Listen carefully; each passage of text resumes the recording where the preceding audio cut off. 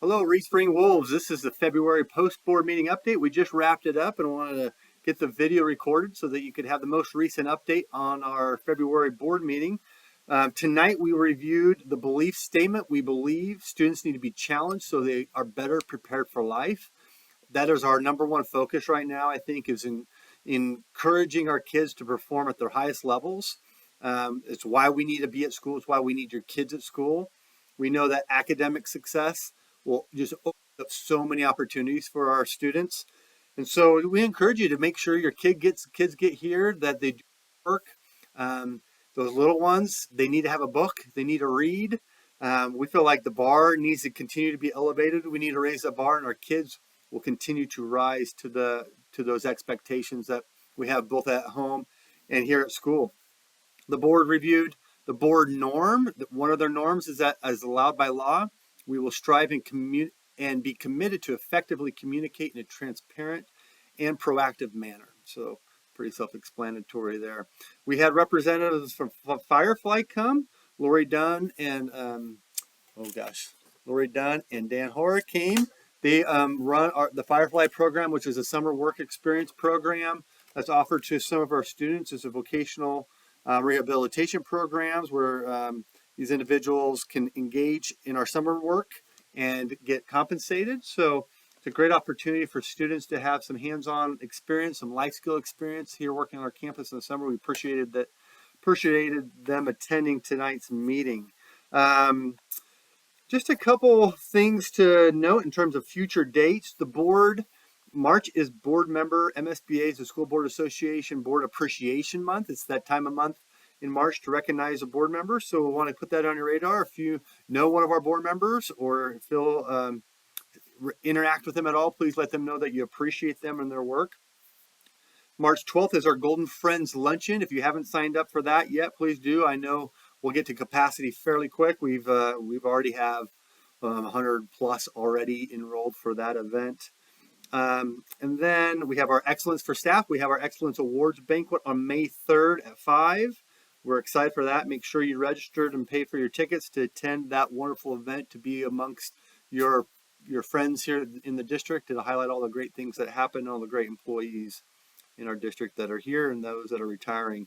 And then a new date is April 11th. Community, put this on your calendars. That is Pack Night. There's our big Pack Night event at the Stampede at 8 p.m. So more information will come from Mr. Fisher later on. We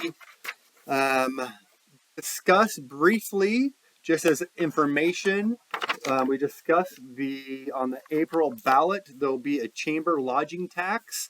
The Table Rock Lake Chamber of Commerce will be posing a ballot question on this election for a 3% lodging tax applied to hotels, motels, beds and breakfasts, and short-term rentals. This tax is paid by visitors, not local residents, to promote tourism in our area.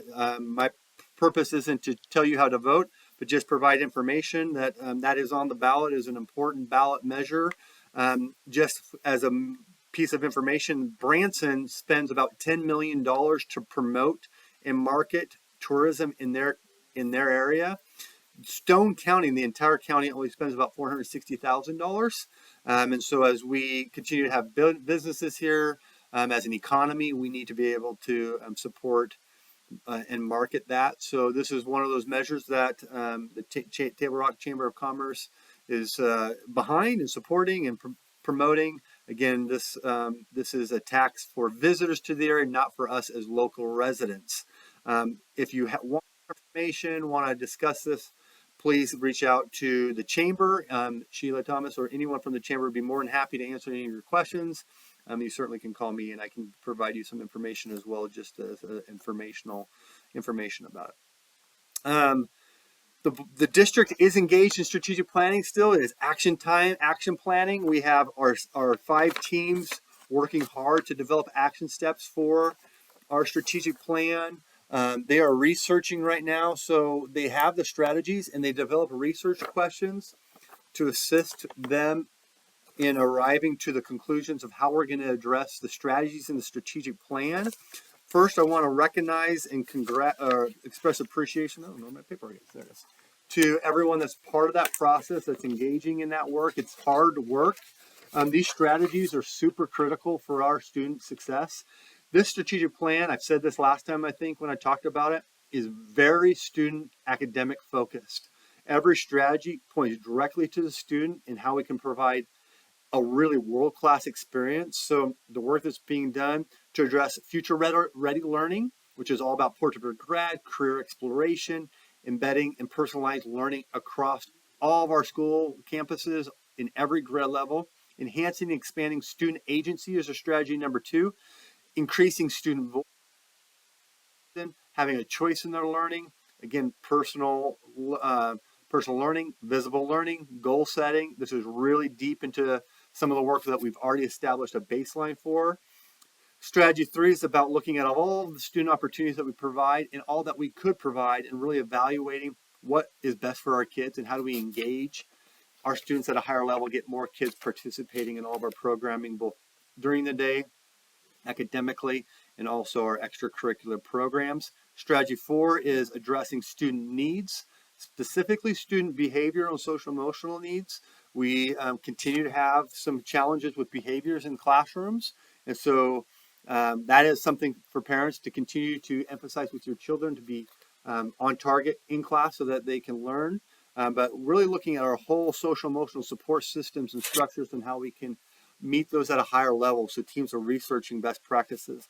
And then the final one is optimizing facilities growth, maximizing our facilities, technology, and resources for everything we're trying to do. Sort of looking at both all of our strategies and how they feed into facilities and what might be the future needs to develop a future ready student body to make sure we're meeting those needs. How, if we're expanding programming or if we need to look at our programs, how are we utilizing current spaces, what future spaces might need to be expanded to meet the needs and demands of more of our student body. And so they're working on that. One of the great things that these teams are doing, they're looking at data, they're looking at research, best practices. They're also going to and exploring other sites both in and out of the state of Missouri to determine what's the best thing going on to support these strategies. So they'll continue working until about May and have that work done. They'll do a cost analysis and have some recommendations as a plan and present it back to the strategic plan team, then ultimately to the board for approval sometime in May or June. So again, great work. We're stretching for a whole new focus in our district. We talked tonight with the board about some of our utilities, about our water, how we might capitalize on future planning with our water, and make sure that we're set up for long term. We will be continuing to explore some of those possibilities going into next month and just looking at how we can navigate that at a higher level so that we can continue to not only address water issues that we've had this year, but also future utilities and different things, and then future expansion just as the district potentially could grow, always set up from a water and utility standpoint to be able to accommodate growth. Dr. Dublin, our Assistant Superintendent over Operations, presented just an update on our cell tower project. We are in the middle of a contract with a company to put a cell tower in. There's a couple years of due diligence that they have to go through to determine that all the regulations can be met, both local, state, and federal, to make sure the site's all worked out. So it's still moving. The cell tower project is moving, but it's a slow process. And so I just had a brief update on that. We are hopeful that that project will continue moving forward so that we can enhance and expand our cellular communications here in this area. We briefly didn't really get into salaries, just let the board know that we've been evaluating salaries for the last couple months. We'll have a salary proposal to the board going into the March board meeting with some budget figures so that we can get those contracts renewed and sent out to staff and let you all know what your salaries will look like next year. Our goal is to be the #1 compensating district in the region. It is how we're able to recruit so many great people that we have on staff. And so we are looking at that. We're also in the middle of the process of developing budgets in all areas with our administrative team. So a lot going on there. Finally, from my report, we did a highlight and review of how to develop and continue to expand on the culture of trust within the board and our administrative team within our school district. We attended a seminar professional development. Our board did. 5 of our board members, myself, and Dr. Kite. I think we were all virtual, so I wasn't exactly sure who everybody was on there. I'm pretty sure Dr. Kite was on there.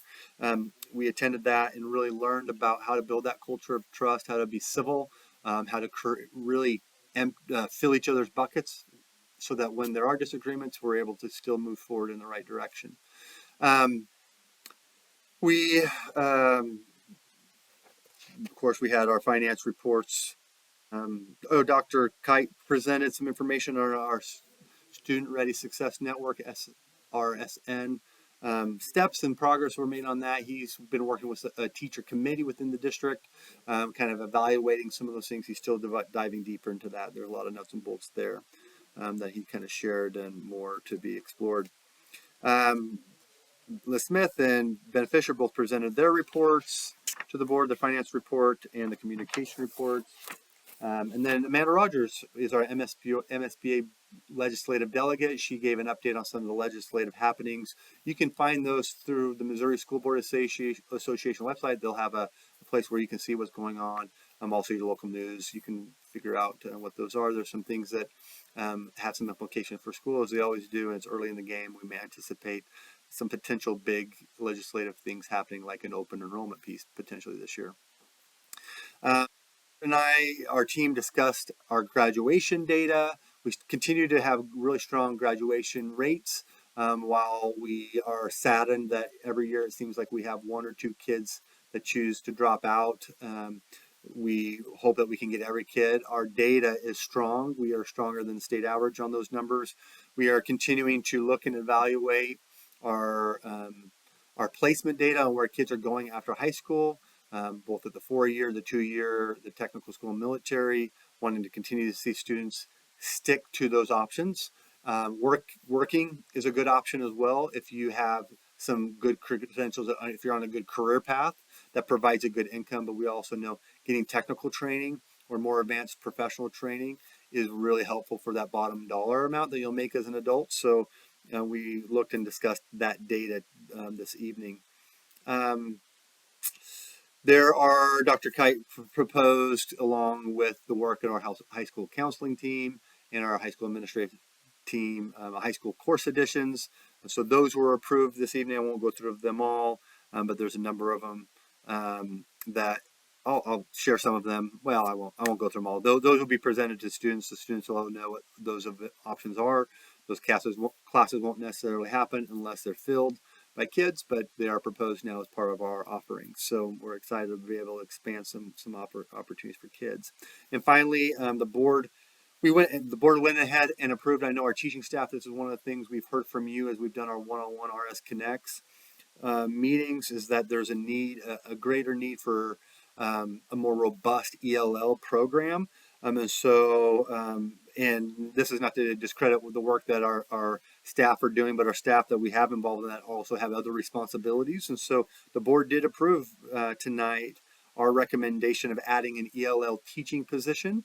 So Mr. Noonan will propose that position probably tomorrow, and we'll begin getting applicants to provide English language learning, higher level support for those kids that we have. We currently have around 36 students, an uptick from not that long ago, a year or two ago, where we only had 17. So that was the board meeting tonight. We had a great board meeting overall, very productive, good debate, good dialogue. We are anxious for this next month. There's a lot going on. We have 3 weeks of learning for students before spring break. These are critical 3 weeks. Do everything you can to send your kids here. Teachers, keep on grinding and work hard. This is just a critical point for our kids. We've missed too much school.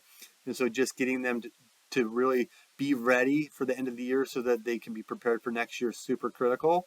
So let's all work together and make this happen. Work to spring break, get a little break, and then finish out the year strong. We appreciate all that you guys do. Appreciate everyone, and have a great day.